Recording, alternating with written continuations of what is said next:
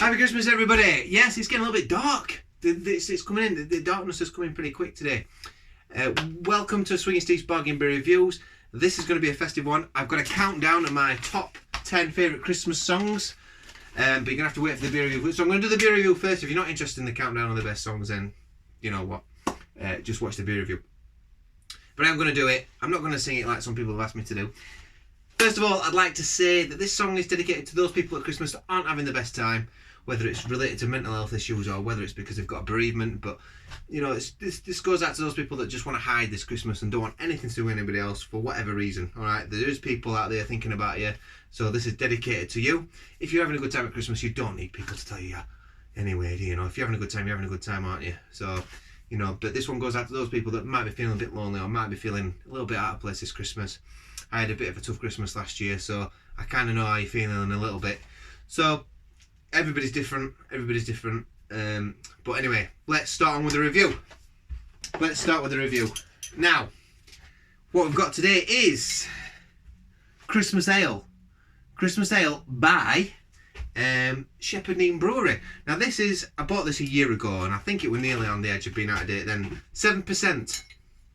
I'm not going to read about the beer itself, but I'm going to tell you the sell by, if I can find it somewhere. I'm pretty certain it's out of date. But with these stronger beers, it don't matter too much. Doesn't matter. I'm pretty sure this beer's still going to taste pretty good. So, without much further ado. Oh, a bit better light. I've just put a little light. It's getting that dark in here now. So, without much further ado, I'm going to start this beer review. It rhymes, doesn't it? I'm a poet and I didn't know it. So, here we go. I do waffle. Sometimes I hate waffling. It does me head in. I watch back and I just cringe sometimes watching me waffle. So on the smell, I'm getting Shepherd Neame. I'm getting like almost a bishop's finger sort of smell on there. Slightly roasted malts. Very traditional British beer smell to it. But there's a bit of strength coming through. You can smell the alcohol. Let's put some in the bottle and give it a bit of a shake around. Okay, there we go. So, it's a lovely amber colour. It looks to me like... Oh, no, there's no bits floating around in there. Slightly metallic. Give it a good swish. It's got a nice lace into it. So yeah, I've never seen a Christmas beer by Shepherd Neame before. This is the first one I think I've seen by them. And it's a banger at 7%. You know, it's not like one of these flimsy ones that will be, you see, get Christmas beers and like between 3 and 4% sometimes, and you think, it's just like, you're expecting just a thin, malty beer, you know. Some are okay, some aren't. All the ones I reviewed so far be good. So you're getting a little bit of a fruitcake, you know, coming through. You're getting those hops that they use. Almost like slightly spicy, but a bit peppery, but a little bit citrusy too. But you're getting like a metallic-iness coming through. Maybe like a bit of a nuttiness. Yep, I'm going to go in for the taste.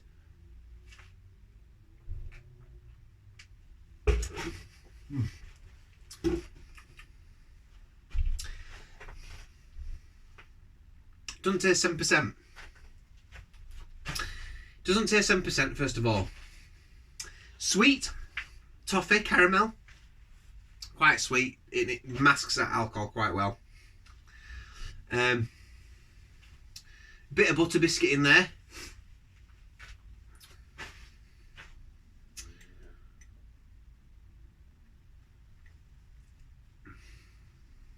Getting the alcohol more, the more you drink it, the alcohol's coming through.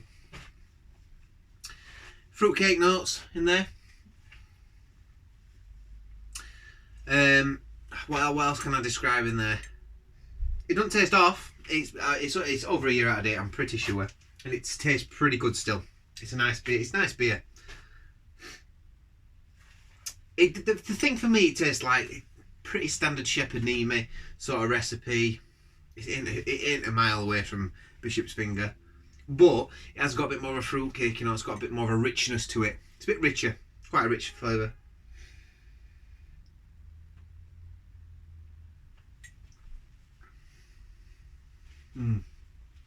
It's quite a nice toffiness to it, like toffee carameliness to it. It's like butteriness maybe. It's got a nice fit. It's got a very nice sweet finish to it, actually. The buttery, caramelly finish to it is very nice. And then there's a citrusiness to this too. There's a citrus bite to it. Feeds through to the back of your tongue. Let's have a little read what the beer says itself. It's alright. It's pretty nice, that. Okay. A glowing amber winter ale with a heady, fruity nose.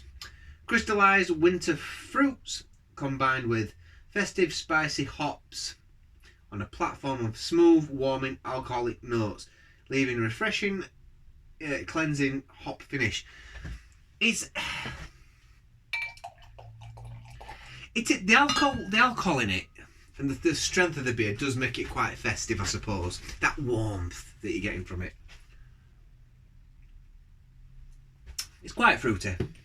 It's like dark, like dried fruits. Not so much dark fruits, but dried fruits. I'm just getting a little sort of like maybe oranges in there. But there's a nice little citrus bite towards the end of it. Would I buy this again? I would, actually. I mean, I don't know. I think I paid £1 for it. It were £1 a bottle. They were £1 a bottle from my cost cutter. I'm going to give that. It's a tough one because it's not something I would rush out and buy again. Is it Christmassy? Yeah, it is Christmassy. It's nice. It's nice. It's because Hall's Shepherd Neame stuff tastes very similar. I think 7.4 out of 10. I'm going to give it a 7.4 out of 10. A 7's a good beer. So it's like nearly a very good beer. Or like right in the middle. Like a very good beer will probably be 7.6 onwards. But it's a good beer. It's a good beer. After one of these though, I'd want something else. You know. And there is a metallicness that escalates through the beer. But it does taste Christmassy, so I've got to give it merit for that. Okay, right, the Christmas countdown. So if you're fed up with the review, if you don't want to listen to me waffle on about my top 10 favourite Christmas songs, then you can leave the review now. For those that want to stick around, here we go. Coming in at number 10. A few special mentions of things that didn't get into the charts. Paul McCartney's Simply Having One. I love that song. Didn't get in here.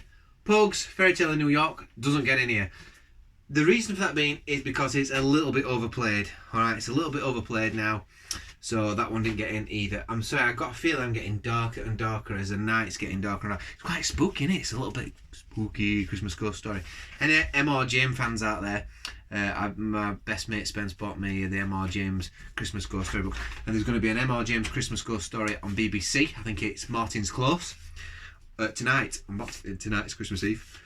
So if you miss it, watch it on BBC iPlayer. I guarantee that'll spook you. Nice Christmas story.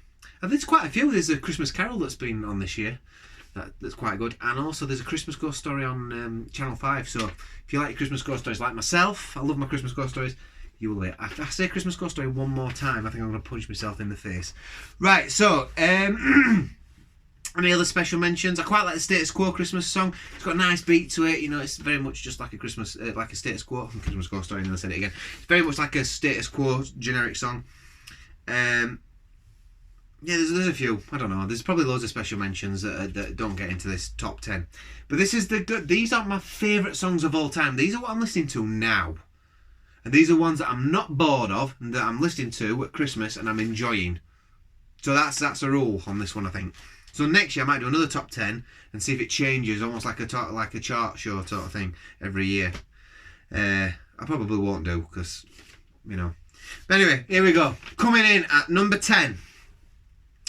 Waitresses.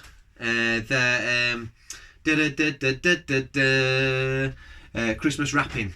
I really like that song. Every year, I never seem to get bored of it. It's got a nice jousty sound to it. It's got a nice upbeat sort of thing. If I were in a band and I were going to cover a Christmas song, I think I'd be tempted to cover that one, even though I'm not a girl and I can't sing like a girl. Maybe I'd just get like a guest girl singer to sing it while I play the guitar or whatever, I don't know. But anyway, if I were tempted to cover this song, this would be one I'm tempted to cover because it's quite rocky. You'll notice all the ones in here are rockers, as they say in America. Some nice rockers in here. So yeah, they're all rocky songs. So number 10, Waitresses. And I think the other reason I don't get bored of it is because there's lots of, it's very lyric heavy, that song, which means you get less bored of it. It's less repetitive, shall we say. Well, kind of the tune's repetitive, but yeah. So there we go. Coming in at number 9, we have, just checking it's still running. Yes, it's 10 minutes in. Sorry guys, 10-minute video. It's going to go on this, isn't it? We have Kate Bush. December will be magic again. If there's some on here that you probably don't know about, this is one of the more downbeat of the songs. There's something about this song that just it chills me. There's something about Kate Bush that's very theatrical, that can capture a mood, and she captures a Christmas spirit really well in this song. It just reminds me of being a kid again. It reminds me of sitting in front of a fire, roasting chestnuts or something, you know, or pulling a Christmas cracker with my nan or something like that, or watching a Christmas Ghost Story, or I don't know. It's just got that Christmas feel to it, or watching Narnia, you know. I don't know. It just reminds me of being a kid. And Christmas it's getting darker in it. It's getting more spooky. Right, okay, next song. Coming in at number 8, we have Bob Dylan. Must be Santa, must be Santa, must be Santa, Santa Claus. That one, that's a good one. It's a nice rocker. That gets you up and going. It's got an accordion. It sounds a bit Tom Waits, you know. Got a bit of a Tom Waits feel to it. And his vocals sound a bit Tom Waits, you know. You can hardly understand what he's saying. Can't understand what he's singing all the way through the song, but it's fun. It's a fun listening song. Number 6, The Kinks. I don't even know what the song's called. But Father Christmas, give us your money. Na, na, na, na, na, na, na. That's another rocker. Check out the Kinks Christmas song. I don't even know what it's called. I've not even wrote it down here. It's quite a new one I've got into, but me and Erica love listening to it in car. So that's a good one. So that's coming in at number 7. Quite an anti-Christmas song, as you could imagine from Kinks anyway. I wouldn't expect anything else. No, number 6, Greg Lake. I Believe in Father Christmas. Possibly the most nostalgic Christmas song of the lot. This will probably always be in here because it might, sometimes years it might be higher up, sometimes it might be lower. It's an anti-Christmas song, but very much a very Christmassy song as well. If you ever watch the video, it's all like it's a camel and he's in the sun somewhere. It's a great song. I really like that song. Beautiful. It plays it with a 12-string acoustic guitar. Got a lovely softness to it, a lovely twinkliness to the guitar. Don't ever get bored. It's a lovely song. And if you ever make a Christmas compilation, it just breaks it up nicely. You know, all songs are quite similar, aren't they? We're all rocking around. There's nothing wrong with that, but it breaks it up and it's like, oh yeah, Greg Lake. Another sort of by the fireside Christmas song. Then coming in at number 5. We're halfway through now. Not long to go, guys. I know some of you are really just bored. Jingle Bell Rock. And I've gone for the version, they're quite old for the ones that are coming up. Jingle Bell Rock by Bobby Helms. The Bobby Helms version, it's just it's got a rawness to it that I quite like. It's quite minimal. The drums sounds quite nice, and it's got dun dun dun Jingle Bell. His vocals quite nice. Nice vocal harmonies, female vocal harmonies in this song as well, which I really like. I love that part, that element of the song. So Jingle Bell Rock, really like that one. Coming in at number 4, Rocking Around the Christmas Tree, Brenda Lee. I don't ever get bored of this song, and I don't know why. When it's got a warmth to it. The warmth to it that it just sounds, as soon as it comes on, it's like dun dun dun dun dun, rocking around the Christmas tree. And that lovely Fender Strat, that little slide that you get in between little verses. It's lovely. Really nice song. Lovely rocker. Never gets boring. I can sing that all day and dance around Christmas tree with my family. Okay, so number 3. On a similar note, Little Saint Nick by the Beach Boys. This just pips this one a bit. There's something about, I love Beach Boys anyway. I love their vocal harmonies, but their vocal harmonies have a very festive feel about them, and I think it suits Christmas. Whenever I hear this, I zone out. I've listened to it a thousand times, but that's my wife's talking to me in the supermarket and this comes on, I just zone out listening to it, and I just love the little vocal harmonies. I like Mike Love's voice as well, and a lot of people probably disagree with that, but I've got it's really dark now, I have to get really close. Mike Love's vocals are very marmite, and sometimes I don't like them, but on this song, it's sounding good. We're nearly there now, 2 more to go. Number 2, Low, Just Like Christmas. Classic, absolutely beautiful Christmas song. If you've never heard this one, relatively modern one, go out and listen to Low. Type in Low, that's the name of the band. Just Like Christmas. Brilliant song, and it will grow on you. The more you listen to it, the more it grows on you. It's a really great Christmassy song. A little bit anti-Christmas again, but yeah, brilliant Christmas song. Last but not least, coming at number 1. Oh dear. Houston, we have a problem. There we go. Oh.